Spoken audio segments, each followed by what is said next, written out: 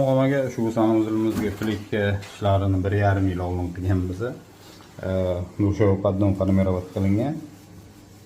Shilvoy tarafga qarab, uklon konvert qilib kesilmagan. Uklonni tekshiramiz qaraylik. Shilvoy taraf turibdi.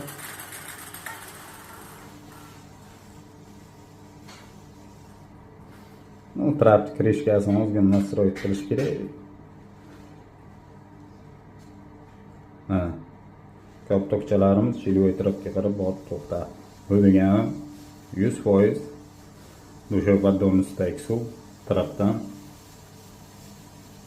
kanalizatsiyaga qarab oqib chiqib ketadi degan. Ushbu razmerimiz 1,20, biza 1,5 cm uklon qilganmiz tarafga qarab. Sog'lom bo'linglar. Ma'lumot qiziq bo'lgan bo'lsa, bitta like bosib qo'yinglar. Omaga shu sanuzilimizga plikka ishlarini 1,5 yil oldin qilganmiz. Dushoy qaddon formirovать qilingan. Shilvoy tarafga qarab, uklon konvert qilib kesilmagan. Uklonni tekshiramiz qaraylik. Shilvoy taraf turibdi.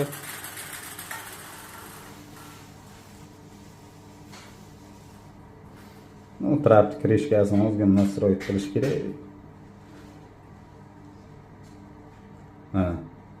Koptokchalarimiz shilvoy tarafga qarab botib to'xtadi. Bu degani 100% dushoy qaddonimizdagi suv tarafdan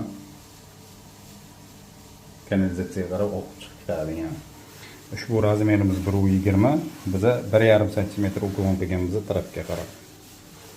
Sog'lom bo'linglar. Ma'lumot qiziq bo'lgan bo'lsa, bitta like bosib qo'yinglar.